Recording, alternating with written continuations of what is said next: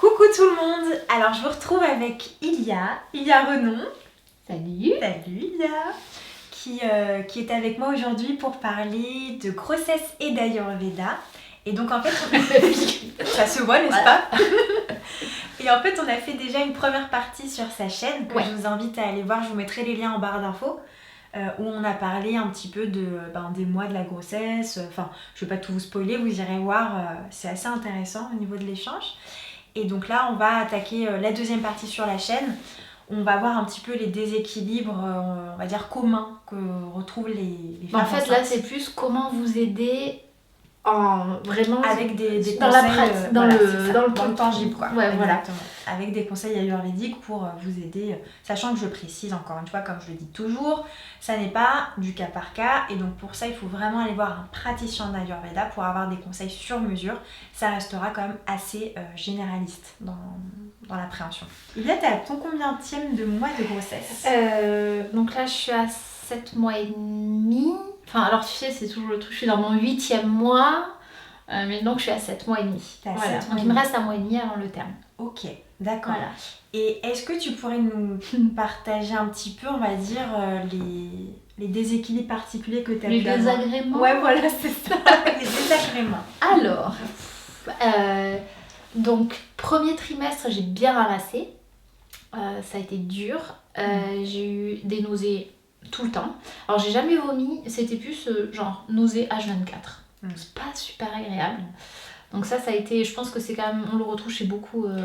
Il y a beaucoup de personnes. Tu te sens pas trop seule quand non, t'arrives, c'est tu fais sûr, bon c'est normal. assez Mais ça peut Voilà. s'expliquer par certaines choses que tu avais pu avoir avant, Ouais. après. Des douleurs pelviennes. Bon, sachant que moi j'ai l'endométriose, donc ça rajoute aussi d'autres composantes dans tout ça. Tu sais quoi, j'ai oublié un peu depuis le premier trimestre. Genre, c'est comme si la fille, elle avait zappé à quel point elle avait ramassé. C'est normal. Ce qui est pas mal, tu vois. Tant mieux. Le cerveau est bien fait. Ouais, il y a eu beaucoup de fatigue. Ouais. Mais vraiment, j'avais des insomnies, je crois aussi. Ouais, mais bon, je sais pas si c'était trop lié à la grossesse, mais j'avais aussi des insomnies qui se rajoutaient. Mais c'est vrai, une fatigue, genre, mais il y a des moments où j'étais dans le canapé, j'étais en mode, je pouvais rien faire. Alors que moi, faire une sieste, les gars, c'est juste impossible. Ça, c'était premier trimestre. Deuxième trimestre, plutôt cool, si ce n'est pas mal de douleurs de dos, des trucs sacro-iliaques et aussi pas mal les ligaments aussi qui travaillent pour faire de la place. Voilà, et là, de nouveau de la fatigue. Bon, troisième trimestre, ça c'est normal, c'est un petit peu normal aussi. Ouais. T'as pas eu d'anémie? J'en ai eu un. Alors, c'est-à-dire que tu sais, l'anémie c'est à partir de un peu en dessous de 12 ans, ou un truc comme ça, jusqu'à. Bon, moi je suis à 12 ans, si tu veux. Je suis en mode, si tu peux aller jusqu'à je sais plus combien, je suis au ras des pâquerettes de ce qui. Voilà. Donc tu frises l'anémie. Ouais, clairement, voilà. Mais je crois que c'est déjà pas mal, c'est ça déjà me va. Bien. Mais je pense que c'est des problématiques que tu as rencontrées, donc c'est assez commun au final. Et aussi des problèmes de digestion au premier trimestre qui étaient style constipation. Voilà. À cause de tes nausées en fait. Ouais. Certainement. Alors, la nausée et la constipation, ce sont ceux qui sont revenus le plus dans les questions qu'on a eues Ilia et moi. Donc, la constipation, donc pour la faire simple, c'est un déséquilibre de Vata. Ça, je pense que c'est assez... Vous le savez maintenant sur ma chaîne. Alors, pour les personnes... C'est sec. Voilà, c'est sec. C'est classe. Exactement, c'est sec, léger. Et en fait, c'est Apanavata, des sous-doshas de Vata, qui va exprimer en fait tous les mouvements d'excrétion, donc les mouvements vers le bas, les selles, les urines, le sang des règles, par exemple. C'est lui qui va le gérer. Et quand il est bloqué, il n'y a plus de sel qui tombe. Donc déjà, on s'occupe de Vata en priorité. Donc alimentation anti-Vata, donc du cuit, du chaud, de l'onctueux, du gras. On peut aussi faire attention au niveau des épices, donc utiliser des épices, il faut que ça soit un petit peu relevé, un peu épicé, boire plutôt chaud, voilà, ce genre de choses. Et aussi mettre du gras sur soi. Donc masser le corps, les abhyanga, masser son ventre. Huile de sésame, des choses comme ça. Alors ça va dépendre s'il n'y a pas des épitas derrière, c'est ok. Oui. Sinon huile d'amande douce ou huile de rose. Des huiles plus neutres en fait. Exactement. Huile de pépin de raisin, c'est une des basiques en huile neutre qui est très douchique. Et sinon, tout ce qui va être effectivement petit exercice de yoga ou de pranayama, la respiration Nadi Shodhana, qu'on connaît. Respiration alternée, exactement. Respiration alternée que vous pouvez faire. On a aussi un mudra qui aide beaucoup, qui s'appelle Apana Mudra, comme Apanavata, Donc en fait, dans les doigts de la main, on a tous les éléments qui sont représentés. Pour faire très vite, le feu, on a l'espace, on a attendez, parce que des fois je ne me rappelle plus, la terre, l'eau et l'air. Et donc là, on va connecter l'espace avec le feu et la terre. Voilà, on va faire ce mouvement-là en fait. Et donc on le met comme ça, et ce mouvement-là, il est vraiment dédié pour rééquilibrer Apanavata. Donc on appuie, on compresse, voilà. Et d'ailleurs pour la grossesse, pour l'accouchement, c'est un mudra qu'on donne aux femmes pour aider à expulser le bébé. Ouais. Voilà. Donc ensuite... C'est quelque chose qu'on va peut-être faire en amont. Éviter, j'imagine, s'il y a des risques de fausses couches ou des choses comme ça. Oui, on évitera. On évite tout parce que le but est c'est de pas faire sortir le bébé. Effectivement, s'il y a des risques de fausse couche, vous ne le faites pas tout à fait. Il vaudra peut-être mieux passer par des mouvements locaux, masser, voilà, tout à fait, faire peut-être un peu d'acupression sur le côlon, voilà, en toute douceur. Boire beaucoup aussi, alors, quand même, boire beaucoup pour hydrater les selles. Oui, on peut boire beaucoup et manger gras surtout. C'est ce qui va le plus aider à liquéfier les selles. Ah bah si tu moi ce genre de choses, si on me force à manger gras, c'est on te force pas vraiment. Après, il y a substances grasses et substances grasses. Oui. Les substances grasses qui vont aider, c'est le ghee. Quand elle est rabat-joie tout de suite, genre... Alors attention, Non, parce que je la connais, hein. Elle va me sortir des frites, non, c'est pas ça. Un cassoulet. Voilà, là ça peut faire l'effet inverse. Faut faire attention. Mais le bon gras, pour nous en Ayurveda, ça va être surtout le ghee, qui est la Rolls Royce de l'aliment gras. Et là, on peut faire en fait un verre d'eau chaude. Peut-être que tu l'as fait, je sais pas. Un verre d'eau chaude avec une demi-cuillère de ghee. Ah, j'ai déjà fait ça. T'as fait ça, c'est pas Elle fait genre que c'est bon, mais c'est dégueulasse. Sérieux, t'as pas aimé? Non, mais franchement, c'est du beurre. Bon, alors, ok, c'est pas comme du beurre, mais tu mets ça a quand même un goût de beurre. Puis après, t'es avec ton eau. Heureusement que t'as l'eau qui fait passer tout ça quand même. Ça colle au gosier, comme on dit. Et puis après, t'as un peu là, tu fais. Heureusement que c'est bon pour la santé, quoi. Voilà. Si tu veux, vous faites pas ça. Ah bah c'est pas un apéritif, hein, on est d'accord, c'est pas un cocktail, mais ça aide notamment avant d'aller vous coucher parce qu'on prépare les selles pour le matin, ça vous aide à la selle. Ensuite il y a manger de la poire le matin au petit-déj. Ok. Trop de la poire. La mangue. La mangue.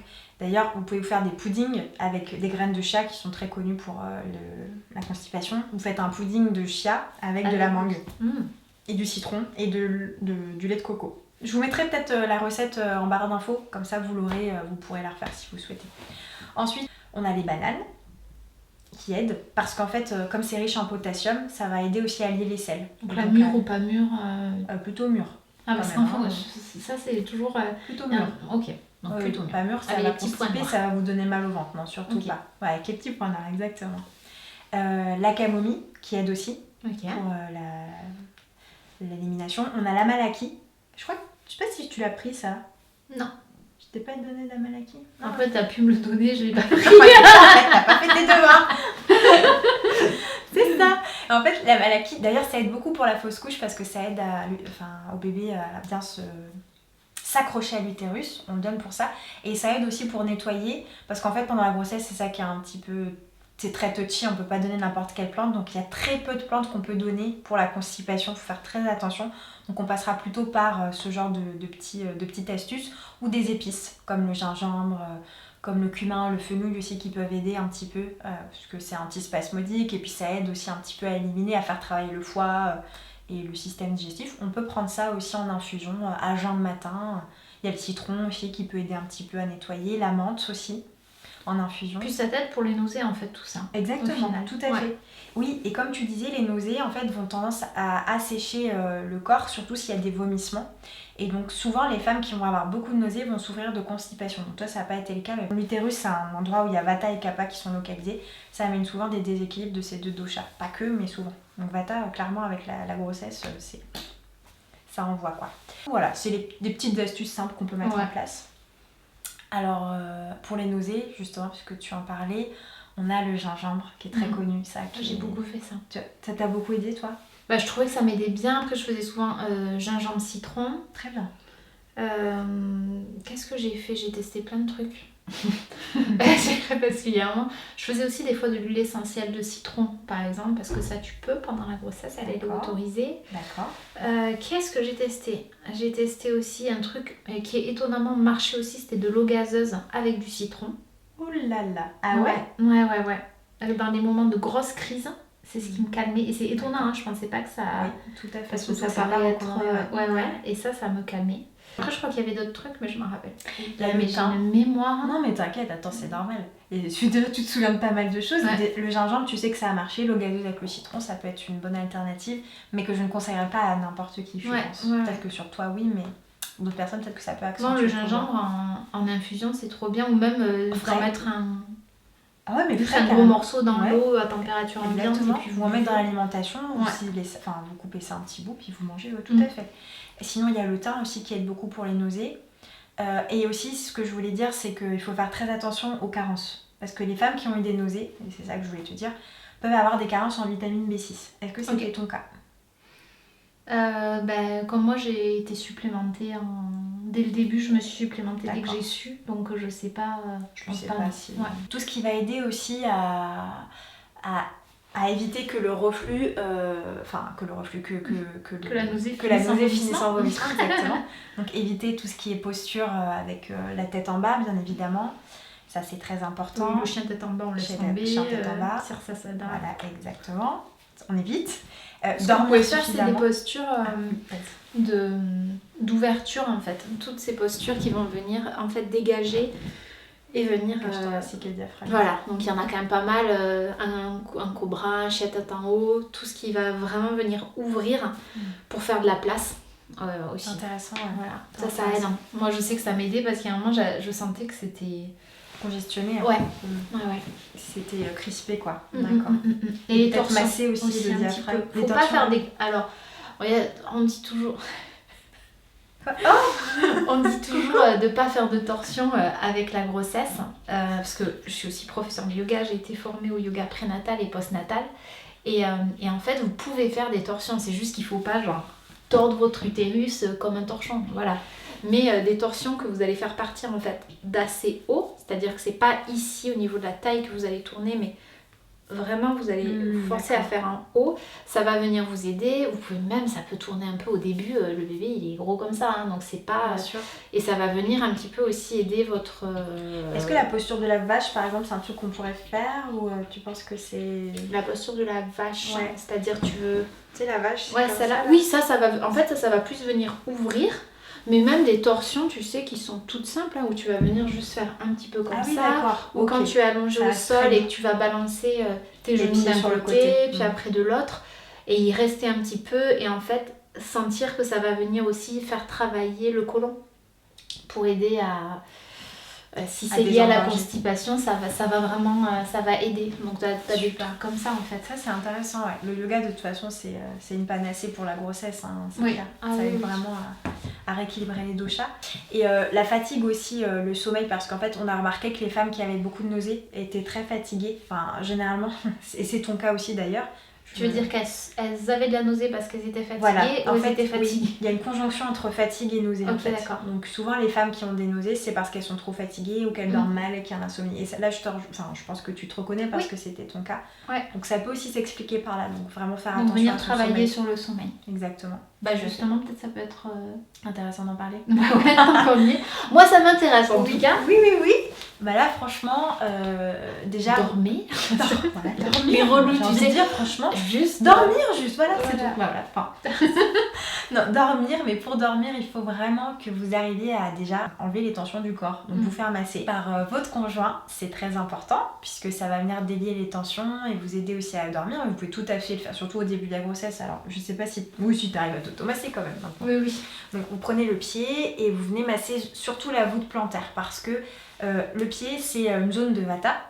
Et il y a beaucoup de tensions nerveuses qui sont sur le pied. Et en Ayurveda, on dit qu'en massant le pied, en général, le sommeil... c'est comme la réflexe. Voilà, la réflexologie. Bien gardé. Tout à fait. Moi, j'ajoutais, je prenais une huile d'amande douce avec une goutte d'huile essentielle de lavande. Oui, parce que ça, c'est une huile essentielle qui est très très bien. Super bien tolérée. C'est très bien ça. Pendant la grossesse. L'huile essentielle de lavande, très bien comme ça. Oui, ou sur l'oreiller aussi, parce que c'est... Ou même sur Anjana, le point marma qui... c'est un point marma en fait qui est dédié au sommeil, justement, à la relaxation, qui est stimulé, vous savez, pendant le Shirodhara. Tu sais, le soin là, ayurvédique. Et on peut, en plus de ce que partage Ilia, on peut aussi en mettre juste Venir une petite goutte. tranquillement un tout petit peu Tout à fait, en l'automassant, tout simplement. Le massage des pieds, on peut le faire avec du ghee au lieu de l'huile. Ça peut être de l'huile de sésame ou du ghee. Bien sûr, le ghee, vous en faut partout. La fille qui est là, non mais elle et son ghee, je vais pas m'en mettre sur les pieds. Non mais en fait, je me suis fait masser avec les bols kansu. Oui. Souvent, je faisais ça, je faisais un massage ayurvédique qu'on me faisait avec. Et elle faisait avec du ghee. Et c'est vrai que ça a une texture en massage. C'est pas pareil. J'ai pas envie de me le faire moi. Ouais, oui, je comprends. Mais de se le faire, ouais, il y a un côté, c'est vraiment agréable. C'est très agréable, c'est très rafraîchissant, très harmonisant. Et je vous assure que ça la ancre, texture, non, ouais, ça ancre et ça enlève la colère avec le bol kansu. Et c'est vrai que le bol kansu peut aider pour l'insomnie, tout à fait. On peut le faire sur les femmes enceintes, mais c'est bien d'aller s'automasser quand même. Oui, puis tu peux encore, hein. Même là, je peux. Voilà, attrape ça. Je veux pas vous montrer mes chaussettes si tu triches, mais regardez, moi je suis pas souple. Je pense qu'avec un gros bidon, j'aurais un peu du mal. Non, moi j'y vais là. Non, mais franchement, voilà. Ne regardez pas la mes souplesse incarnée. Ah si, pour le sommeil, moi ce que je faisais, c'est que j'aimais bien, alors je sais pas si c'était super efficace, mais en tout cas c'était agréable, de sprayer, je sais pas si ça se dit, on peut l'inventer comme verbe. Oui, tu peux dire ça. De l'eau florale de fleurs d'oranger sur mon oreiller. C'est très intéressant. Et un peu sur mon visage et tout. Oui, en plus ça apaise Vata, la fleur d'oranger. Ouais. C'est très bien. Ça sent bon. Oui, tu as raison, ça apaise énormément le mental, d'ailleurs on le donne pour ça. Et tu peux en mettre aussi dans ta tisane du soir un tout petit peu d'eau florale, c'est pas désagréable. Oui, la camomille aussi, je sais que c'est une plante qu'on peut donner pour la mélisse, la verveine, ce sont des plantes qu'on peut donner aussi, vous pouvez prendre ce genre d'infusion, mais les plantes c'est très touchy pour moi, je ne vous en donnerai pas. Parce que tu peux en donner en fait, hein. C'est ça, des plantes pendant la grossesse, mais ça toujours pareil, c'est... Voilà, y a pas, tu vas pas dire mais prenez tel truc, telle plante ayurvédique, ça dépend du profil. C'est du sur-mesure, tout à fait. Mais surtout, on ne doit pas en prendre avant le 3e mois de la grossesse parce que c'est là où le développement est un peu clé pour le bébé à ce moment-là et on ne doit pas interférer dessus en fait. Donc en Ayurveda, dans le texte classique, il est mentionné qu'il ne faut pas donner de plantes avant le 3e mois de la grossesse. À partir du 3e mois, on peut donner même de la brahmi, que vous connaissez certainement. Si vous avez déjà vu la vidéo, je vous mettrai la petite fiche. Qui est dédiée justement, c'est une des panacées pour relaxer le système nerveux et permettre de dormir. Avec la ashwagandha aussi qui est connue, mais on va pas le donner à n'importe quel moment de la grossesse, ni n'importe comment. Avec les adjuvants qu'on appelle les anupan. Donc voilà, il y a des plantes, la rose par exemple, qui aide à relaxer beaucoup. Je sais pas si ça Elle met du ghee et de la rose. Ah, moi j'en mets partout. C'est vrai en plus. Voilà, si vous avez le moins de problème, elle va vous dire prenez du ghee et de la rose et puis ce sera réglé. C'est vrai, hein. Voilà. C'est mes 2 meilleures amies. Oui, c'est vraiment la fleur de la femme, c'est pour ça que je la mets à toutes les sauces, la rose. C'est vrai. Et la lavande d'ailleurs, tu en as parlé en huile essentielle, mais on peut tout à fait la prendre en interne en infusion. Oui, elle est très bonne. C'est vrai. Pendant la grossesse. Donc voilà, je pense que... L'insomnie, on a fait le tour. Je pense qu'après, tout simplement, c'est vous accorder le droit de vous coucher tôt. Et que dès que vous sentez que vous êtes fatigué, même s'il est 20h et que vous êtes là en mode... c'est beaucoup trop tôt, allez-y. Moi, je me rappelle, j'avais une de mes amies, pendant toutes ses grossesses, à 18h30, elle était au lit. Ah oui? Ah, mais elle était épuisée, elle rentrait du boulot et elle allait se coucher. Je pense que c'est accepter que c'est comme ça et que c'est pas, vous avez pas un problème, hein, voilà, et que votre corps a juste besoin de dormir plus pour X raisons. Tout à fait. Donc faites-le. Oui, la maman, la femme enceinte a besoin de plus de repos. Les siestes ne sont pas vraiment tolérées par les textes classiques. Ils sont relous, hein. Ouais, je sais. Sauf l'été. L'été, c'est ok parce que le corps a besoin de plus d'énergie. En fait, ça fatigue, ça alourdit encore plus la maman. Mais en dehors de l'été, les siestes ne sont pas préconisées. Voilà, donc bon après... Moi, je vous les préconiserai. Dis donc. En fait, c'est juste qu'il y a des fois, t'es juste trop fatiguée et que t'es pas arrivé à dormir le soir. C'est ce que j'allais dire. Les textes classiques ne le conseillent pas, mais après, c'est du cas par cas. C'est ça. Si vraiment vous sentez que c'est ok, mais moi j'en fais, hein, franchement... Voilà, si le corps en a besoin, c'est mal. Vous pouvez aussi simplement vous allonger. En fait, ne rien faire, c'est juste reposer le corps, ne pas faire quelque chose en fait. Donc voilà, ça peut être juste je m'allonge, même si c'est lire un livre, alors ça va un peu vous stimuler, mais c'est ne pas être dans le mouvement, dans l'action, être dans mettre une musique, faire quelque chose, juste dans l'être en fait. Voilà, et ça, rien que ça va vraiment vous recharger les batteries, même si vous ne dormez pas au sens, voilà, vous coupez le mental, mental. quoi. Voilà. Mais déjà, ça aide beaucoup. Moi, j'ai remarqué que les siestes, de toute façon, je rigole parce que j'arrive pas à en faire. Voilà. Mais le fait de ne juste me poser un peu dans le canapé, un quart d'heure, une demi-heure et de rien faire, ça aide à relâcher les tensions. Alors, on a parlé constipation, mais il peut y avoir l'opposé. La diarrhée, tout à fait, tu fais bien de le dire. Oui, il y a beaucoup de mamans qui sont concernées aussi par la diarrhée. Moi, j'ai eu les deux. Hein. Ah bon, t'as eu les deux? Tu alternais entre les deux? Bah oui, parce que c'est plus sympa. Ah ouais, c'est plus drôle, quoi. C'est juste, moi, j'étais constipée et de d'un challenge. coup, pim. Et alors là, je faisais... Vive la diarrhée. Voilà, sympa ça. Oui, c'est ce qu'on appelle un Vishamagni, donc un feu digestif qui est très irrégulier, qu'ont souvent les Pitta Vata aussi. Donc, pour la diarrhée, vous allez avoir tout ce qui est jus de certains fruits, jus de grenade, les jus de mûre, les jus de myrtille. La myrtille est très bonne pour limiter la diarrhée. Ok. La banane, on a vu que pour la constipation ça pouvait aider, mais ça peut aussi aider pour la diarrhée.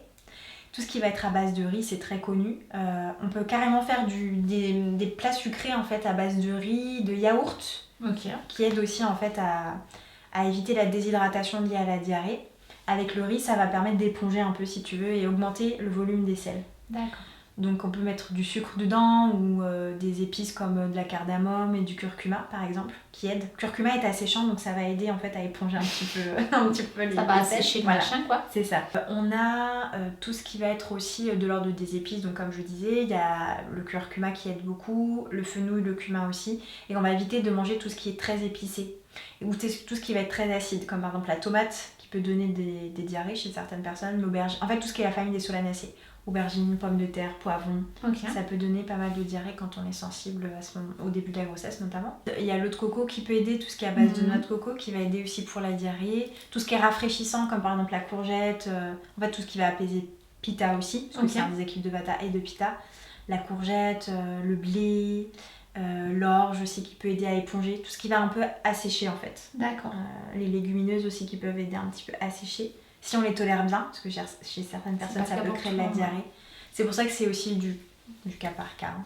Alors il y a tout ce qui va être avocat par exemple, qui est riche en fibres solubles et liposolubles et qui va aider en fait à augmenter le volume des selles aussi. Ça peut aider pour la constipation et ça peut aider aussi pour la diarrhée à réhydrater le corps en fait. Tout ce qui est un peu gras comme ça de cette manière-là. Ça peut aider à conserver l'hydratation.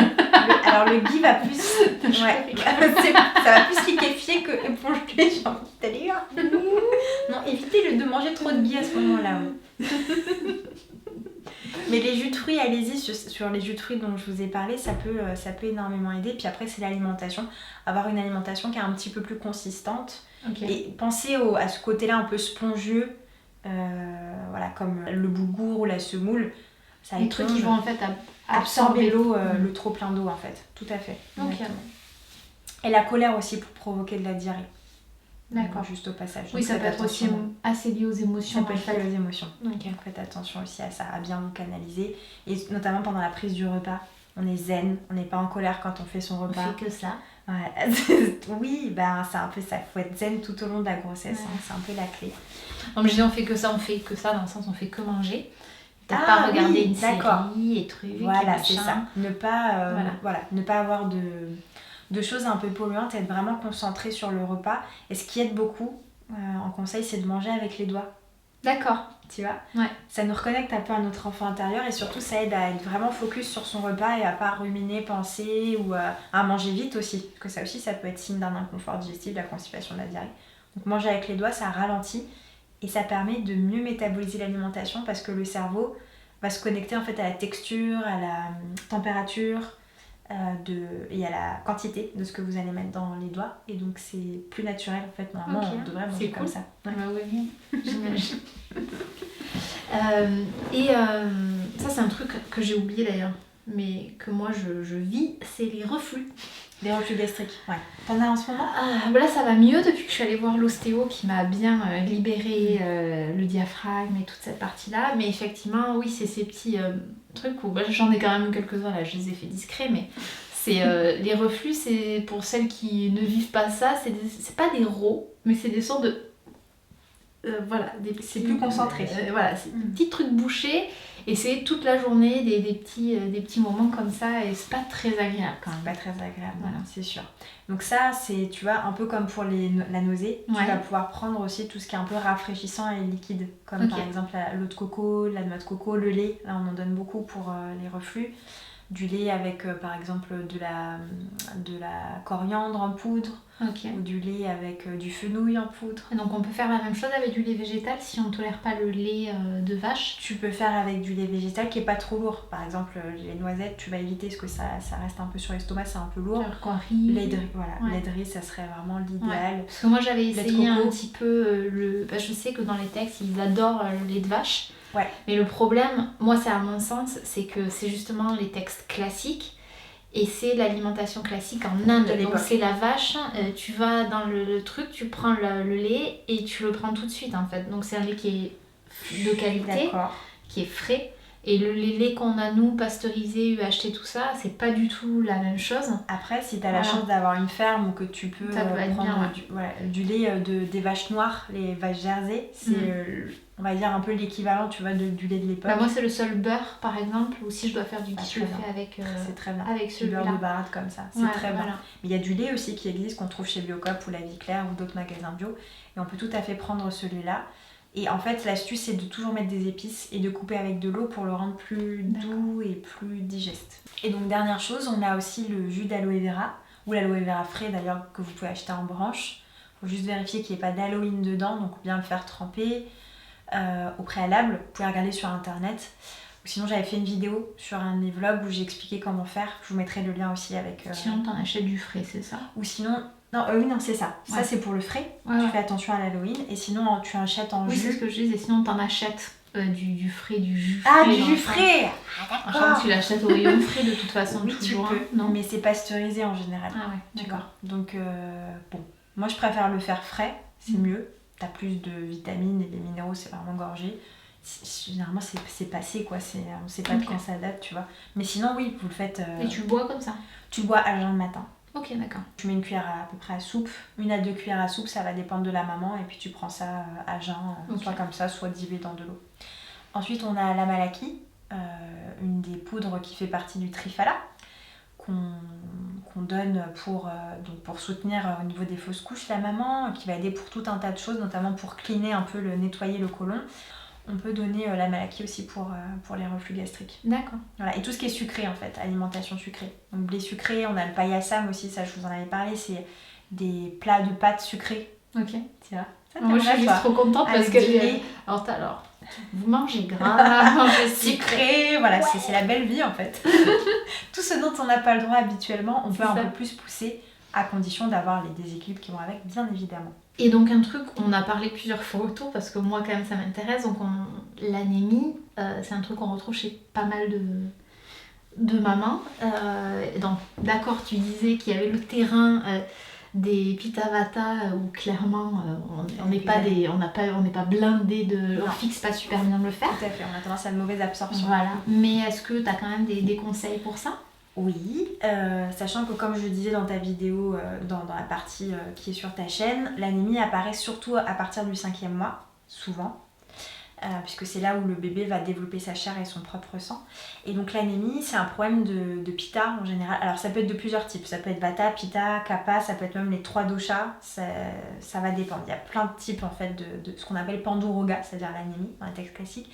Et donc pour ça, ce qui marche bien, c'est le Dadi Madi Gritam. Dadi Madi Gritam, ça veut dire... On dirait qu'elle me fait des formules magiques. Dadi Madi. La Madi. C'est en fait un ghee à base de grenade. Dadima, ça veut dire grenade. Ouais. Okay. Et la grenade, c'est l'aliment phare qu'on donne en Ayurveda pour l'anémie. Donc on l'a sous forme de confiture, on l'a sous forme de grenade séchée. Peut-être que je sais pas si tu connais. Je pense que tu aimerais bien goûter la grenade séchée. Je savais même pas que ça existait. Ça existe. Ok. Ça existe, on peut trouver en magasin bio ou sur internet. Et on a donc ce fameux ghee médicalisé, on peut pas le faire chez soi. C'est ce que j'allais dire, ça a l'air compliqué. On l'achète tout fait. Dadi Madi Gritam. Et ça, tu le trouves sur quoi? Ouais, alors tu le trouves sur les sites spécialisés de l'Ayurveda. Parce que c'est pas frais, hein, c'est toujours comme le ghee. Donc oui, c'est du ghee. Hein. C'est du ghee médicalisé. D'ailleurs, il n'a pas la même couleur. c'est avec des épices. Et on va retrouver chez Satnam notamment, qui est un site allemand, je crois. D'accord. Et on a Ayurveda à la source. Et tu l'utilises pour cuisiner ou tu le fais manges. Oh putain, Tu le manges. c'est meilleur alors, C'est peut-être meilleur, avec la ouais. grenade dedans. C'est meilleur, c'est un goût différent que le ghee. Oui, bien sûr. Est-ce qu'il y a des contre-indications à faire le ghee, alors je me rappelle pas le nom, mais ce ghee grenade ou pas du tout? Non, il n'y a pas de contre-indication pour ce ghee-là. Il est très chic. Donc on peut le prendre, il n'y a pas de souci. Sauf si on a un gros déséquilibre de kappa, tout ce qui va être à base de ghee va avoir tendance à énormément alourdir. Donc peut-être qu'on ira vers d'autres substances que du ghee, même si c'est un ghee médicalisé. Voilà, à voir si vous êtes en déséquilibre kappa pendant la grossesse. Donc ça c'est une cuillère à café ça va le dépendre, matin. ça va dépendre de Toujours. l'anémie. Okay. En général, ça peut être le matin, ça peut être avant ou après manger. Ça va dépendre du type d'anémie aussi que vous avez, donc les symptômes toujours pareil, aller voir plutôt un praticien. Ok. Ça peut aller jusqu'à 2 cuillères à soupe, c'est même pas des cuillères à café, généralement c'est des cuillères à soupe. On peut le diluer avec de l'eau tiède ou on peut le prendre comme ça va dépendre de comment ça passe en fait. Ensuite, il y a le Floradix que vous connaissez tous, qui n'est pas ayurvédique, mais je tiens parce que j'adore ce sirop et qui marche extrêmement bien. C'est le seul truc qui marche pour que je fixe le fer. Les avec autres le trucs, dazimadigretam, sinon ça marche pas. Il y a un truc peut-être que tu connais pas, c'est l'iron fish aussi.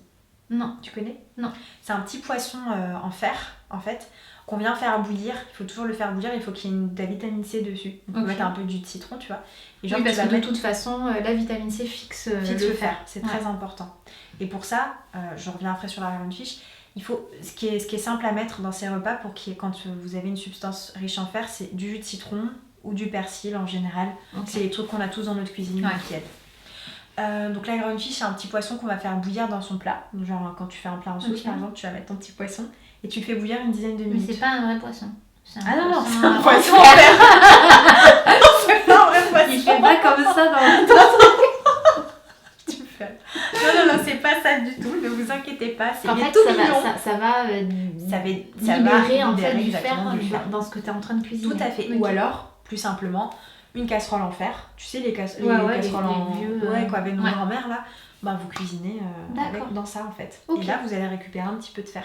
D'accord. C'est vrai, hein, sans manger de viande par exemple pour les végétariens, c'est le top du top. Et est-ce qu'il y a des choses à éviter dans l'alimentation pour qui vont en fait faire que tu vas pas fixer le chocolat. Au contraire? Ok.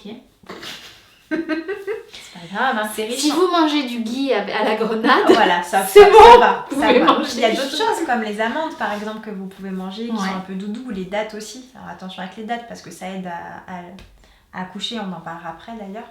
Le chocolat parce que c'est riche en acide oxalique, donc ça inhibe en fait le fer, surtout si on en mange pendant le même repas. Et en fait, comme il faut 3 heures à peu près pour digérer, grosso modo, il faut éviter d'en manger pendant la phase de digestion. On a le café que vous connaissez tous, le thé et tous les aliments riches en acide oxalique. Alors il y a une liste longue comme mon bras que vous pouvez regarder sur internet avec tous les aliments.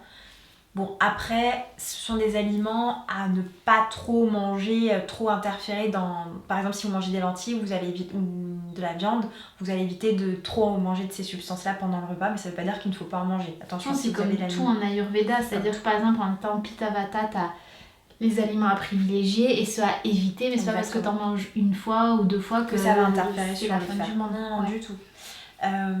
Ensuite, on a tout ce qui est buttermilk. Est-ce que tu connais le buttermilk? Non. C'est une recette ayurvédique en fait, mais nous on le fait à la sauce un peu occidentale, c'est qu'on prend un yaourt de vache. Mais tu m'en avais parlé, mais j'ai essayé. T'as pas supporté le lait. Donc yaourt de vache ou de chèvre pour récupérer les probiotiques du yaourt. Et on va venir en fait mettre des épices dedans, donc adaptées à la maman. Donc pour l'anémie, le curcuma par exemple. Et vous allez mettre dedans de l'eau, donc 3 fois le volume en eau du yaourt, entre 3 à 4 fois. Et vous allez le fouetter comme un gâteau en fait. Et donc ça va se gorger d'éléments air, feu avec les épices et la terre avec le yaourt et l'eau qu'on va rajouter. Et donc c'est un probiotique un peu naturel qu'on prend pour mieux absorber le fer. Trop intéressant. Donc ça aide aussi pour la constipation et la diarrhée, ça aide pour les deux. Et ça aide aussi pour le fer et pour mieux absorber. D'ailleurs tu pourrais faire ça parce que ça c'est un truc qui moi m'avait beaucoup aidé à un moment où je m'étais fait... quand j'avais eu la salpingite, il m'avait blindé d'antibio. Et en fait, parce qu'ils n'arrivaient pas à savoir la souche de la salpingite après l'opération. Et donc, c'était vraiment une dose de fou. Et on m'avait conseillé. Et donc, j'avais des colites de l'espace tellement j'avais, à cause des antibiotiques. Et j'avais pris ce qu'on appelle les cafilus. c'est des yaourts que vous avez vache, brebis, chèvre, je crois les 3. Donc moi j'avais, je sais plus ce que j'avais pris, je crois que j'avais pris chèvre ou brebis, chèvre. Et qui en fait sont avec un supplément en probiotiques, mais qui sont vraiment, alors ils sont chers, hein. Tu les trouves dans la magasin bio. Ok. Que magasin bio, et c'est genre 3 € les deux, hein, ou un truc comme ça. Mais par contre, moi ça m'a réglé, j'en ai mangé j'en faisais un par jour et c'était réglé. Donc je me dis que peut-être ton truc avec ça, voilà, c'est. Ah bah là, il y a une bonne combinaison. Là, vous êtes au taquet sur les probiotiques. Et ça évite d'en prendre effectivement à côté, surtout si vous avez une fleur déréglée. Tout à fait, ouais, c'est une très bonne idée, Célia. Je connaissais pas du tout, tu vois. J'ai appris quelque chose. Bah, encore heureux. Tu m'en apprends des choses. Et du coup, on a l'ortie que vous connaissez. Voilà, bah, c'est une panacée aussi pour une tisane d'ortie. Une, ça suffira pas. Donc, une à 3, voilà. Moi, ce que je faisais, c'est que comme l'ortie, c'est pas très bon. Je mélangeais avec un peu de menthe. Est-ce que c'est ok? C'est ok. Ça donnait un peu de goût. Enfin, vous pouvez mélanger d'ailleurs avec la camomille, une tisane que vous aimez bien, quoi, en fait. Ah oui, il y a de pas la de rose. De la rose. Ah oui, de la rose. Donc l'ortie, et on a la betterave, bien évidemment, qu'on peut manger à toutes les sauces, donc c'est-à-dire en jus. Tout. Ouais, exactement, tout à fait. Okay. Voilà, ça, n'hésitez pas, ça passe bien. Donc là, on a fait le gros des symptômes. Donc, est-ce que toi, tu avais envie de peut-être de donner vraiment rapidement des petits conseils pour la fertilité, la conception, et peut-être aussi, on fait les 3 étapes, et une fois que ça c'est fait, l'accouchement pour faciliter aussi. D'accord. Parce que je sais qu'il y a plein de trucs, je dois parler rapidement des dates. Moi, je sais que les dates, c'est ça un marche truc très bien. Ça marche que voilà, j'ai déjà mis de côté en mode ok, à partir du dernier mois, c'est parti. Tout à fait. Donc voilà. Je vais expliquer tout ça. Bah, du coup, pour la conception, pour faciliter la conception, sur la chaîne d'Ilia, on en a en fait énormément parlé par rapport au fait de préparer la grossesse. Ça va aider aussi à la fertilité parce que ça débloque les barrières que peut avoir la maman à recevoir le bébé. Et il y a des signes en fait qui montrent que la conception a lieu dans les textes classiques. C'est déjà, c'est tout bête, mais que quand la conception a lieu, que le sperme ne sorte pas de l'utérus. Donc qu'il n'en sorte pas trop. Okay. Ça, c'est signe qu'en général, c'est retenu et donc que la conception est susceptible d'arriver, de bien arriver. L'horripilation. Donc sentir qu'on a la chair de poule. Ah, c'est pas quelqu'un qui t'horripile. C'est pas ton mec qui te saoule, en fait. C'est pas ça. Non, au contraire, c'est une horripilation un peu d'extase, si vous voulez, ou de contentement. D'ailleurs, le contentement, ça fait partie des signes. La satisfaction après la conception. Le fait de se sentir lourde et somnolente. Ok. Ça, c'est un signe aussi que la conception s'est bien passée. On a aussi le fait que le rythme cardiaque ralentisse. Ok. Voilà, après la conception. Et c'est tout, dans les grandes lignes. C'est surtout ça, c'est un sentiment de plénitude, vraiment de plénitude à tous les niveaux, et de lourdeur, de lourdeur et de ralentissement. En fait, le corps, comme tout ralentit, c'est comme si toute l'énergie était happée au niveau de ce qui est en train de se passer par rapport à la conception. Le chakra. Parce que voilà, c'est là où il y a le bébé en fait. Exactement. Et là, tu me disais en off, avant qu'on passe peut-être à ce qui peut peut-être pas accélérer, mais aider à l'accouchement, parce que bon, quand on arrive apparemment dans le 9e mois, on a envie que ça sorte. Oui. Mais avant, tu disais pendant la grossesse, qu'il y avait vraiment ce côté que la maman se frustre pas au niveau de ses besoins. Je me suis peut-être développée un petit peu parce que ça c'est quand même vachement important. Oui, parce qu'on est quand même on a quand même tendance à des fois à se restreindre, pas trop s'écouter, à prendre sur soi, le fameux. Oui, parce qu'en fait, on part du principe que les besoins de la maman sont les besoins du bébé qui s'expriment à travers elle. Et donc en fait, quand on contorsionne les besoins de la maman, qu'on les restreint, ça veut dire qu'on bloque l'écoute naturelle des besoins du corps, et donc ça peut frustrer le bébé. En fait. D'ailleurs, oui, après, le bébé aura pas envie d'une tablette de chocolat. Non, on est d'accord. Ah, mais voilà. Je me souviens que ma tante m'a expliqué qu'en fait, elle s'était fait un couscous et en fait, elle a juste senti la boîte de pois chiches et elle s'est enfilée mais toute la boîte de pois chiches d'un coup, quoi. Et c'était vraiment un truc qui la tenait comme ça, parce que le bébé avait certainement juste besoin d'avoir une certaine dose. Mais c'est un peu ça en fait, les envies de la femme enceinte qui sont bizarres. Exactement. C'est pas pour rien en fait. Souvent ça répond en fait à des besoins viscéraux, et certainement que le bébé en a besoin pour peut-être accentuer le développement d'une phase, d'un organe. Oui, ou ça peut faire aussi une maman qui est végétarienne qui pendant la grossesse en fait a des envies de viande alors qu'en fait c'est quelque chose ça c'est important à écouter. Qu'elle vit peut-être mal aussi ou des choses comme ça. Il faut pas avoir peur en fait de ces élans-là, de ces envies-là. Il faut pas essayer de se dire punaise c'est mal ou alors je comprends pas, d'habitude je déteste, alors là c'est pas normal que j'ai ça. Si ça arrive, c'est que le corps il est tellement bien fait qu'il va vous aiguiller vers des aliments dont vous avez besoin et surtout le bébé aussi.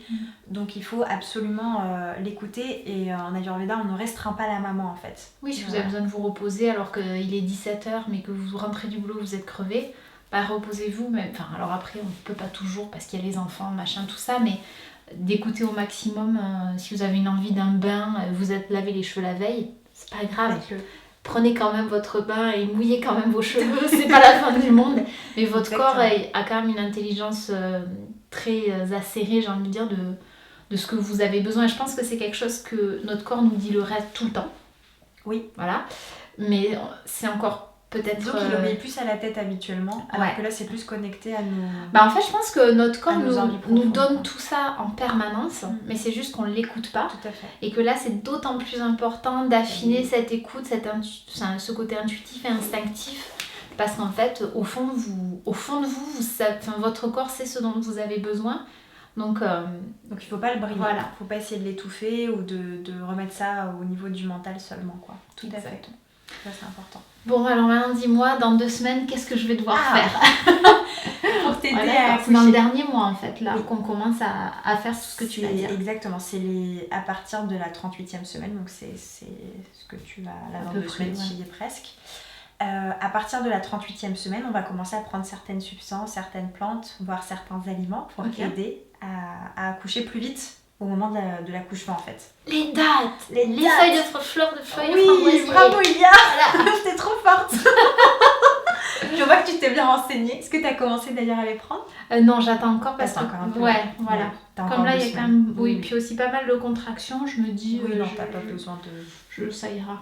T'as le temps encore de toute façon. Donc on va commencer par les dates. Parce que, alors, j'ai lu ça partout, mais en fait, je sais absolument pas pourquoi. Alors, les dattes, c'est un aliment qui est riche en...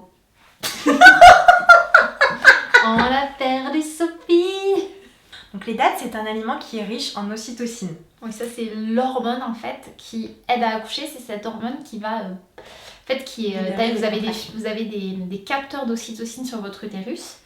Et donc plus la maman est heureuse et plus la maman est en amour, comme diraient les Québécois, enfin tout ça pendant le dernier mois, plus en fait ça va bourgeonner de capteurs d'ocytocine.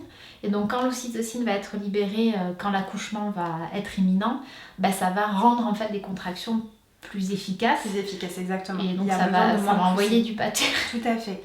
Et on dit qu'il faut en manger 6 par jour. 6 par jour, okay. À partir de la 38e semaine. Enfin, il faut un peu plus parce qu'il faut qu'il y ait à peu près 4 semaines. C'est le dernier mois. Oui, donc de toute façon, même si tu commences avant, dans tous les cas, c'est de la bonne... Ah oui, c'est pas grave. De toute façon, ça nourrit Rasa et Racta, donc la lymphe et le sang, donc il n'y a aucun problème. Ça donne de la force à la maman. C'est juste qu'il ne faut pas trop en manger non plus parce que ça peut pousser un peu les fausses. Puis c'est riche quoi aussi. Contractions, puis c'est riche. Si vous avez du diabète par exemple, faites attention. Diabète gestationnel. Et donc après, je parlais des feuilles de framboisier. Oui. Donc là, je sais que ça aide à rendre l'utérus à se contracter plus. Exactement. Enfin, être plus efficace en fait au niveau des contractions, c'est ça. Parce que c'est riche en tanins. Et en fait, nous, pendant mes études d'herboristerie, on a appris en fait qu'il fallait le boire pendant l'accouchement, tu vois, pendant le jour de l'accouchement, avec de la sauge. Avec de la sauge, on peut faire 50-50. Ça va aider en fait à reminéraliser la maman parce qu'elle va perdre beaucoup de vitamines, de minéraux pendant l'accouchement. Et donc ça va l'aider en fait à tout de suite reminéraliser après l'accouchement. Vous buvez en fait une tasse de sauge et d'ailleurs vous pouvez faire sauge, ortie et feuilles de framboisier. Ça va aider à la maman à reprendre en fait les minéraux qu'elle a perdus pendant l'accouchement. Et donc ça tu fais quoi? Tu fais déjà en amont 4 tasses à peu près de tu vas juste entre pendant 3 et 4. 4 semaines qui précèdent l'accouchement? Au même moment que les dates. Les dates. Voilà, tout à fait. Tu commences à prendre entre 3 à 4 tasses de feuilles de framboisier. La dernière semaine, vous allez pouvoir donc prendre de la sauge. plus les feuilles de framboisier, seulement à la dernière semaine, parce qu'avant c'est assez trop puissant. voilà, c'est ça. C'est un peu trop pour le corps. Après, il y a tout ce qui est massage tu sais, du périnée. Ça, c'est des choses que vous pouvez faire. De toute façon, il y a pas mal de vidéos sur ça aussi sur internet. On peut trouver des vidéos à faire le dernier mois avec des huiles exprès. Vous avez une huile Velleda qui est très bien pour masser le périnée. Ouais, super. Voilà. Moi, il faut que je vais commencer à je suis en mode Ferdi qui me fait comment on fait oui, non, mais il a raison, c'est pas forcément évident. Ça va se faire avec voilà. Et sinon, l'huile de coco qu'on peut mettre aussi, on peut se masser avec l'huile de coco si on n'a pas toutes ces huiles-là, ça passe aussi. Au niveau de l'utérus, c'est assez toléré par la flore vaginale, il n'y a pas de problème. D'ailleurs, on donne pour les mycoses. Est-ce que les postures de yoga pourraient aider, tu penses ? Oui, il y a des postures, je pense, qui aident dans le dernier... En fait, c'est plus que dans la dernière ligne droite, vous allez avoir des postures qui seront plus pour aider le bébé à bien se positionner, si c'est pas le cas. Si le bébé se présente en siège ou s'il est vraiment sur le côté pour au bout d'un moment amener à le ramener. Donc ça va plus être même des postures de comment vous vous mettez pour dormir.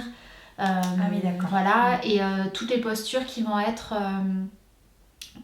toutes ces postures où en fait vous allez être en inversion, voilà, et des exercices de respiration qui sont super importants.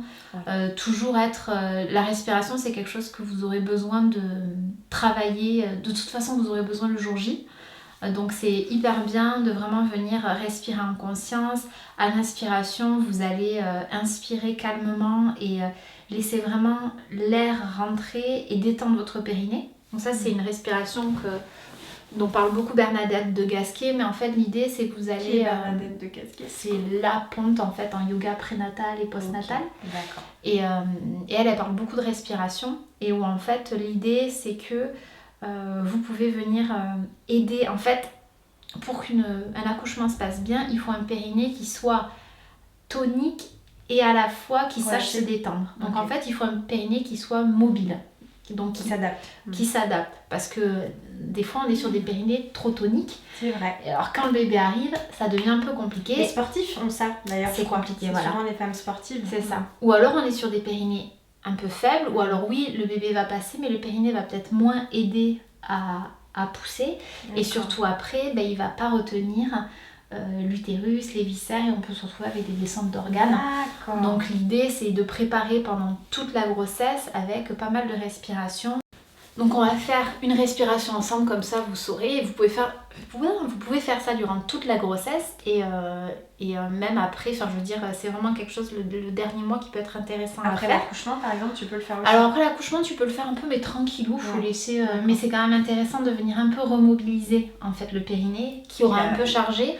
Et on a tendance à dire il faut rien faire pendant 6 semaines, mais c'est assez faux. C'est-à-dire que pendant les semaines qui suivent l'accouchement, l'idée c'est que vous restiez... L'utérus se remet en place en plus. Voilà, vous restiez le plus possible allongé et assise, donc le moins possible debout, mais que grâce notamment à la respiration, vous allez venir quand même un petit peu le solliciter, parce que des fois, après l'accouchement, si on vous dit contractez votre périnée, vous êtes en mode... Quoi ? Contracter quoi ?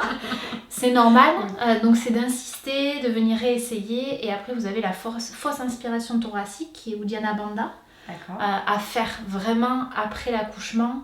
En fait, ce que ça fait, c'est que ça va venir remonter tout. Donc c'est cette fausse inspiration, si vous voulez, je pourrais le faire juste après, qui est vraiment géniale à faire. Je vais vous montrer, moi je vais la faire très légèrement, mais toi tu peux le faire. Et ça c'est génial à faire après la grossesse parce que ça donne un effet de ventouse et ça va tout remonter et en même temps, on va dire, comme pas une détox, mais un petit peu, ça va venir vraiment à nettoyer. Donc ça va aider aussi à expulser s'il reste du sang. Et ça va aider à mieux vivre aussi les tranchées. Donc c'est ces contractions que font l'utérus pour se remettre plus petit parce qu'un utérus, c'est comme ça. Là, vous imaginez, il est jusque là le machin. C'est vrai que... Donc ça va vous aider. Donc ce qu'on peut faire, c'est donc la respiration à faire pendant toute votre grossesse. C'est vous allez donc contracter votre périnée. Hop. Donc c'est comme retenir une envie de faire pipi et vous sentez qu'il y a ça et puis le rectum qui vient un petit peu et vous avez cette sensation de quelque chose qui remonte. Et vous avez ce tube de dentifrice qui va, on va dire, se rouler en expirant. Donc contraction, vous expirez.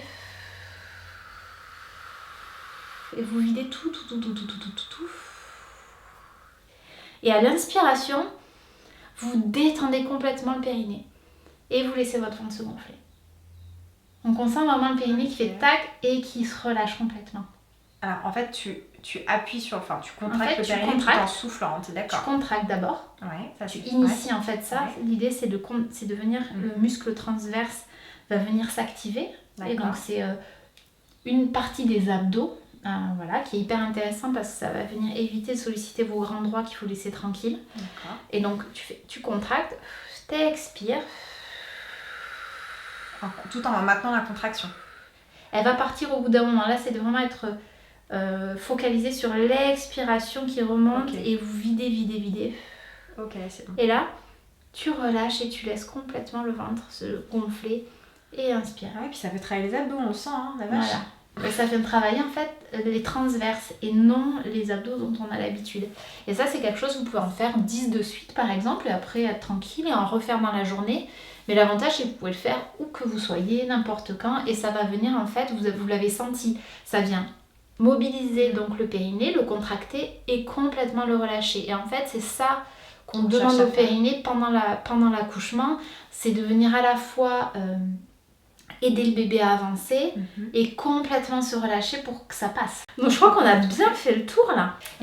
N'hésitez pas si vous avez des questions peut-être. Peut-être qu'on n'aura pas tout abordé, mais voilà. Donc si jamais vous avez des questions tout à fait à nous poser ou des interrogations par rapport à ce qu'on a pu soulever ou même des choses qu'on n'aurait pas soulevées, n'hésitez pas à nous les mettre en commentaire, on la regardera et soit peut-être éventuellement on refera une autre vidéo sur après la grossesse. Ça peut être une idée. Je ne sais pas si ça peut intéresser. En post-natal. En post-natal. Sinon, on verra pour matérialiser ça sous d'autres formes pour pouvoir répondre à vos questions. On vous fait des gros bisous. Oui. Et puis à très vite pour d'autres aventures.